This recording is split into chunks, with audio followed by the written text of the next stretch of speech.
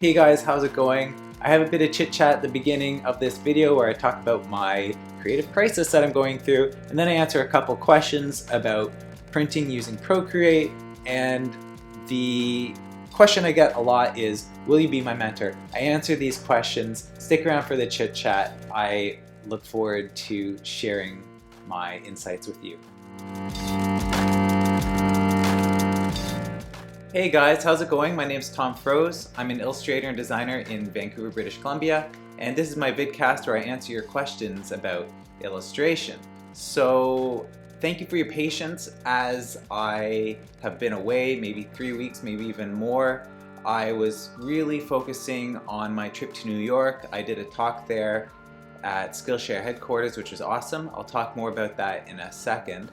But yeah, I think between kind of closing up some client projects before my trip and then just kind of buttoning down what I was going to talk about, all that was taking up most of my time and effort. So I'm happy to be back, and yeah, I'll just share some updates with you. I have a bit of chit chat and of course some questions that you guys have asked. So yeah, first the Skillshare talk. So Skillshare invited me to do a talk to a live audience at their headquarters in Manhattan, and it was a really good talk. So what I talked about was sharing, and specifically I talked about how giving away my trade secrets on things like this YouTube channel, and especially in my Skillshare classes, it sort of makes me feel like I'm giving away too much, but that's the only way I can teach. And kind of on the other side of that, there's so many opportunities and benefits that have come to me through sharing freely what I know, what I've learned, and how I do what I do,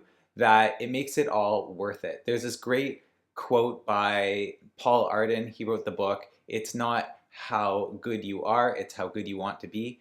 And basically he says, if you give away everything you have, it kind of forces you to replenish and look outside of yourself. When you give what you have away, more always comes back to you. I'm paraphrasing, but great little, there's basically 2 pages in this book, but it's very specifically meaningful to my situation. So that talk was recorded and it will be published, posted, launched on Skillshare's website and available for viewing to premium member subscribers in about, let's say, a month and a half, hopefully. So time for some good old-fashioned chit chat. First of all, hey, guess what? It's burnout season again. I'm feeling really burnt out. I don't know what it is, but I go through this a few times a year now. And right now, I'm really struggling with finding and refinding my sense of purpose in what I do. I feel like as an illustrator, I've reached all these little plateaus, these highs, these kind of career highlights. And then it forces me to kind of look elsewhere for the next thing to strive for. And so that's part of it, is like right now I'm trying to find what my next plateau is. And there's so many different directions I could take right now, or could try and focus on. Like I could focus more on just teaching and getting better at that. I could focus more on like being present here on YouTube and building up this channel even more. I could focus on just continuing as I am as an illustrator, doing editorial and the odd kids book and a few advertising jobs. And I think I'm having a hard time personally choosing any one of those paths to focus on. And when you can't focus on one thing, when you try and do it all, it just means that you do all of them a little bit less well than you could if you were focusing. And that's just the reality of life. It's the laws of physics or something like that. So right now I'm in the process of trying to figure out what my next thing is. And a few things I'm doing along those lines is I'm doing some consultations with there's a guy, he kind of consults with illustrators like me and kind of helps us kind of set goals and figure out what it is we want to do with our illustration career. I'm being a bit vague, and I'll maybe share more about this process that I'm going through, but the gist of it is that I'm feeling restless and I'm feeling ready for the next thing, and I'm just in that hard, messy middle where I'm just trying to figure out what that all is. Meanwhile, I'm doing work. I'm enjoying the benefits of being an illustrator, getting to draw for a living and stuff like that. So the challenge for me right now is just reminding myself to be thankful and to be content, and not to do anything drastic. So the temptation is, when you go through a time like this, is to just hit the reset button, scrap everything, jump ship, do something drastic, go get a different kind of job, change my career, move to a different city. I'm thinking about all these different kinds of things even as I record, and I have to remind myself that it's a distraction. It's easy to try and fix my external circumstances, harder to sort of look inside and listen to what is actually going on inside my head and the root of my dissatisfaction. And I wouldn't be surprised if none of these external things would ever end up fixing me in the long run. So that being said, I'm excited because this feeling of restlessness always means that something big, some kind of real good change is on its way. It may not look like what I hope it is or what I might expect it is, but something different is coming, and this restlessness is just part of the growth and evolution as a creative and as a human. So I'm looking forward to sort of resolving this and getting to my next plateau. I think the hardest thing about my burnout right now is like I'm dreading going to my illustration. Like I'm dreading going into a new illustration every time.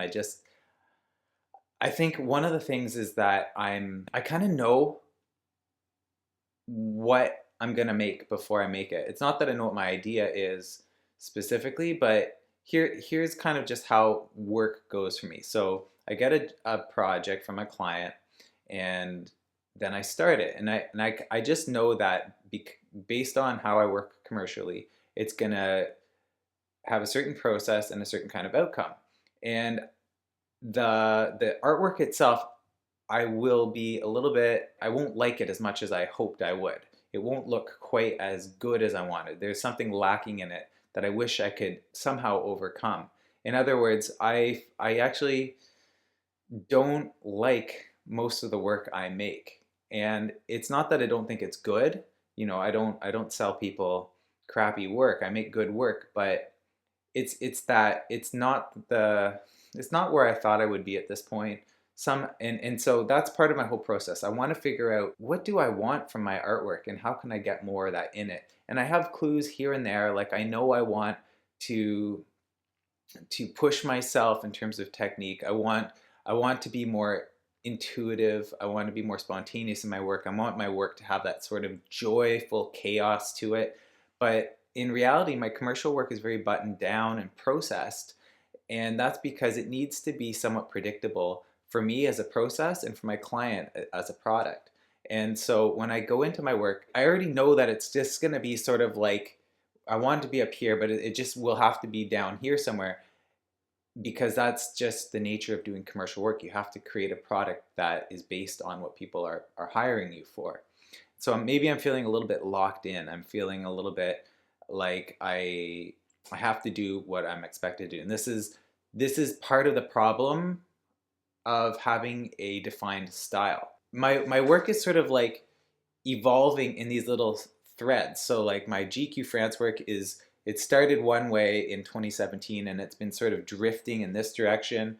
My commercial work for, say, Maps kind of started here and is taking this thread this way. My editorial style for most magazines kind of goes this way.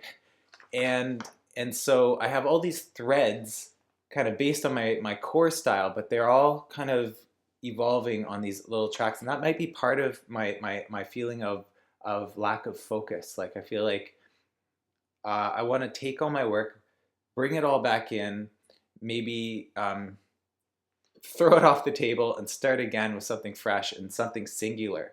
And I don't know how realistic that is. And I don't know how desirable that is either. I like having variety in my work, but somehow I also am feeling like I'm losing my identity as an illustrator in terms of like one core style. One of the things I think that I'm struggling with is that I don't feel like I'm making work that the people whose work I admire would admire back, if that makes sense. So I make work that appeals to a certain audience, but that audience isn't necessarily the audience or the people who are creating the work that I aspire to, because the people whose work I really admire is very arty and sophisticated, vague, abstract. I think of Antti Kalevi. I think of Linda Linko. These artists are doing something a little bit more, maybe, I don't want to say fashion oriented, but it is more in that sort of high art, high design thing. And I'm drawn to that. I'm drawn to abstraction and a little bit of mystique. But my work it has that abstraction, but it doesn't have much mystique in it. I feel like my work is very playful and direct, and sometimes I feel like my work is a little bit, and I'm being very honest to you guys right now. Like, I feel like my work is very on the nose and goofy. I want there to be more to my work, more substance to my work. But maybe my problem is that the root, like the core that I'm putting into my work just isn't substantial. It's so I have some things to work through, and this is just me being honest with you guys about where I'm at.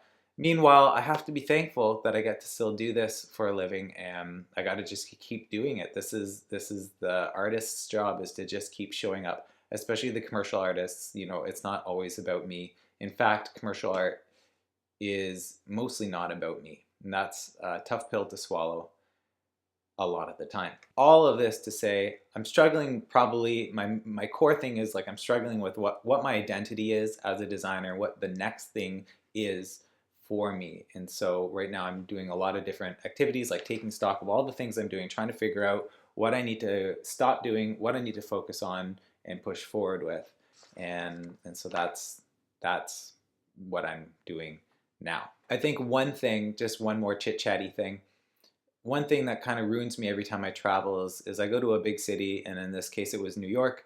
I realize how disconnected I am where I live. So I live near Vancouver, but I live about an hour outside the city in a small village, maybe 1,000 or 2,000 people, and not a lot of illustrators here to connect to, not a lot of events happening, and very regional feeling work comes out of where I am. So not always the most inspiring, to be honest.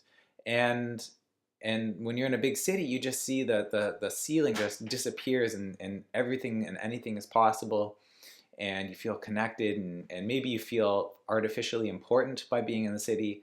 So having come back, I'm tempting myself with moving back to Vancouver, for instance, and I'm fantasizing about having a studio in a bustling neighborhood, and perhaps starting a bit of a collective there or something like that. Who knows? Maybe I'll do that. Maybe I'll need to do that. But it's kind of toxic, because I chose to live where I live because it's beautiful here. It's close to family. We have friends. We have meaningful life here. Life is good where I live, and there's so many things that I now take for granted. But every time I travel and I go through these little crises in my career, I think about, what if I moved to Vancouver? What if I moved back to Toronto, which is a great creative city? What if I tried to move to New York? Or what if I took that job offer that came my way in Silicon Valley a couple years ago? What if I kind of talked to them about possibly going and doing that? These are the things that are crossing my mind. Maybe I need to be employed for a year while I kind of figure out what my actual freelance independent business will be. Maybe I need to do that. So there's no stone I'm leaving unturned. It can be toxic. It kind of forces me to not be grateful with what I have right now. But meanwhile, things are good. Things are stable. If it ain't broke, don't fix it. Things like that are going through my mind as well. And welcome to my crisis. Anyway, I hope I haven't lost too many of you. I hope you've stuck around for the actual question and answer part here. The first question comes from someone who's doing my InkyMaps class, and she asks, is it possible to use Procreate to do my InkyMaps class? Is it possible to turn a Procreate file or an RGB file into a print? Do I need to make it a CMYK first? So in InkyMaps, which is my class where I show you how to combine analog and digital illustration techniques using Photoshop to create an illustrated map of your hometown or favorite city, the whole Inky process requires Photoshop. I believe this user said she doesn't have Photoshop, so if Procreate is what you have, that's really fine. You could use any platform, any software you have to illustrate your map. One of the most important things of InkyMaps is actually not about the Inky style at all. It's really just about how to plan and organize yourself and get yourself set up to design that map in the first place. And my process always involves sketching and researching and gathering reference files, and of course in this InkyMaps class, learning how to use the resources and tools from the internet like Google Maps to actually like plot out your city and all your points. Those are all in the class and pretty platform independent. You could even be painting this map by hand using gouache for all that matters here. So yeah, no, you could totally do this in Procreate. Go for it. I encourage it. I would just expect different results in terms of the actual style. I don't think you can do the Inky style very well using Procreate because Procreate just doesn't let you do all those things with alpha channels that Photoshop lets you do once you scan in your black Inky marks. In terms of printing from a file in Procreate, I'm sure you can do that. I don't see why you shouldn't be able to. Today in 2019, it actually doesn't matter whether you have a CMYK or an RGB file. When you give it to the printer, they're going to do that conversion anyway. I would just be wary of the fact or aware of the fact that colors that look good in RGB may not look good in CMYK. And there's this thing called in gamut. So when you're in Photoshop using the color picker, there's a little warning, like a little like triangle with an exclamation point in it. And it actually warns you when the color you're working with is out of the CMYK gamut. And that just means that a color that looks good on your screen won't actually print the way it looks. And that's particularly true about very bright or garish colors, colors that might look sort of silvery or gold or gradienty or something like that. Those are things that may not translate very well to CMYK. So I would just make sure that you're using colors that will translate more or less to something that you could see on a printed page. And I would recommend just Googling CMYK gamut colors in Photoshop, and that should lead you to some information about what that's all about. I think in the future I should probably do a color themed episode where I answer your questions about color. So if you guys have questions specifically about color, whether they're technical or about how I choose colors, stuff like that, please send me your questions and let's make an episode about color. I know that a lot of you guys have had color questions in the past, and it's actually something I tried making a Skillshare class for, and the whole idea for me bombed because I found it very difficult to start to unpack and deconstruct how and why I choose the colors I choose. But maybe we'll give it another chance, and I think your questions will really help me in at least making a quick set of answers here on the vidcast. Yeah, and in terms of sending your Procreate file to a printer, you can export from Procreate to PSD, which is a Photoshop format, to JPEG, to PNG. So just ask a printer, whether it's at FedEx, Kinko's, or Staples, or if there's a local G-Clay or inkjet printer, ask them what file format they prefer, and they'll be happy to guide you in terms of what format, resolution, etc. they would like you to have. So this next question is a question that I get asked from time to time. So it's not any particular person's one question, but it's an amalgam question, which is basically, will you be my mentor? And I've been asked this in many different ways. Most recently I was asked if I actually, in two cases over the last month, one person asked me if I would kind of give them like these portfolio reviews that they pay me for my time and we check in regularly. And another person just wanted to know if they could kind of be mentored by me for a time for some compensation, which I really appreciate. I'm glad that people are considering my time in the form of offering some compensation. But my answer to most mentorship requests is thank you, but no thank you. So it's a high honor to be asked to be a mentor, be trusted in terms of direction and influence, and I don't take that lightly. But at the same time, it's just I much prefer when I'm giving my insights about illustration to do it in this way to a mass audience where I can answer one question for all. I have been asked many times to do interviews and stuff like that, kind of one-on-one. And every now and then I do that because I think that there are some cases where I just need to give to this particular person. I kind of feel it in my heart and it feels like the right circumstance. But I think for mentorship, there's just an overall level of commitment that I would need to give you that's just not part of my what I'm trying to build into my career. And if you've kind of watched the first part of this episode, you'll see that I'm kind of still trying to figure out what exactly is my next thing for my career. I do love teaching and I do like having an expert role as part of what I do as an illustrator, especially as I mature. I much prefer the situations where I'm answering people's questions for a mass audience where many people can benefit from an answer versus just one person. I have been a mentor for a local college for the last few years. This year I actually declined because I'm kind of going through this refocusing of my career. Not really sure how it's going to turn out, but yeah, I think it's just not fair to someone being mentored if they don't have all my attention. And my purpose, my goal when mentoring someone is not to just impose my view on them, but to really bring out their strength. And again, that just takes so much focus and commitment. I also think that there's a tendency for us to want to maybe externalize some kind of responsibility for our own creative growth. And we believe that if we had a mentor who could just show us the way, it would somehow give us a shortcut and we wouldn't have to do the hard work of self-exploration. Now, I know that sounds a little bit harsh, but I feel this way all the time. Even now, I want people outside of me to say, Tom, this is good, you should keep doing that. Or to discover something that I'm working on at the moment and say, wow, that's really good, you should really focus on that. And that would give me the focus that I'm longing for right now at this point in my career, to know what to focus on next.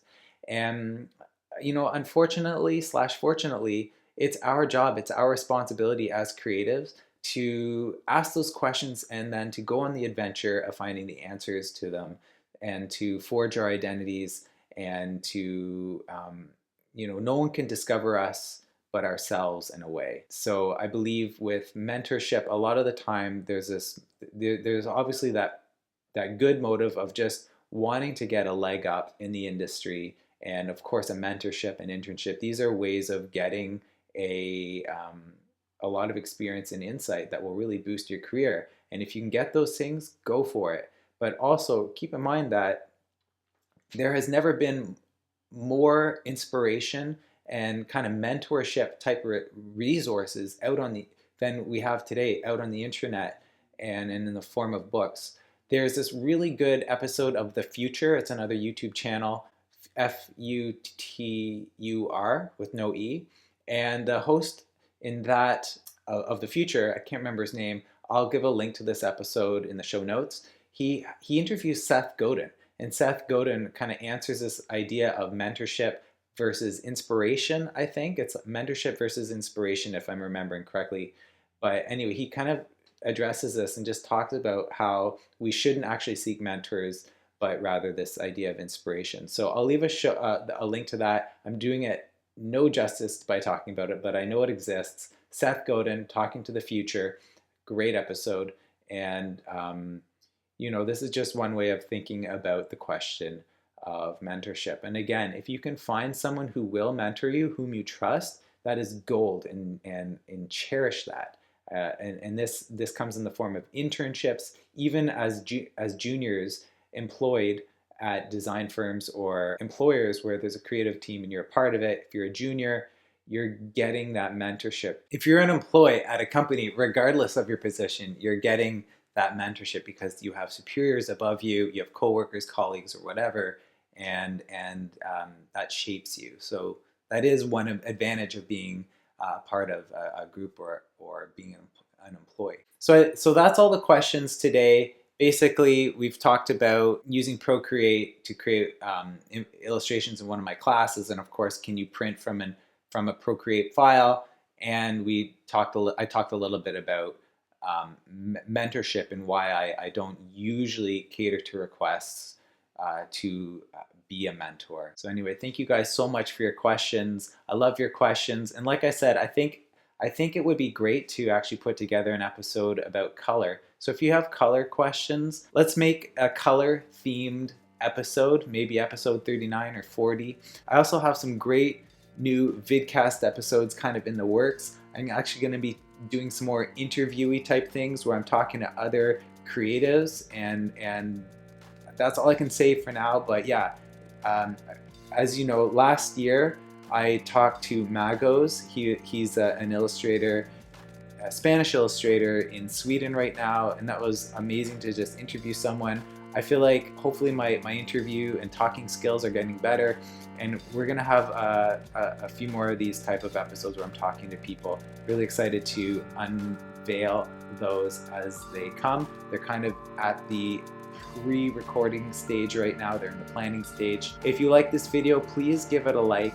If you like this channel, please subscribe. Likes and subscribes are the best way I know that this content is meaningful to you guys, that it's helping you guys out. And of course, I love your comments. You can ask your questions in the comments here, guys. You can let me know how these videos are helping you. All your interactions, all your likes, even your dislikes are meaningful to the degree that they give me feedback, and I appreciate it. Anyway, I hope you guys have a great week. Thanks for watching. Keep making great work and keep asking great questions, and I'll see you in the next episode.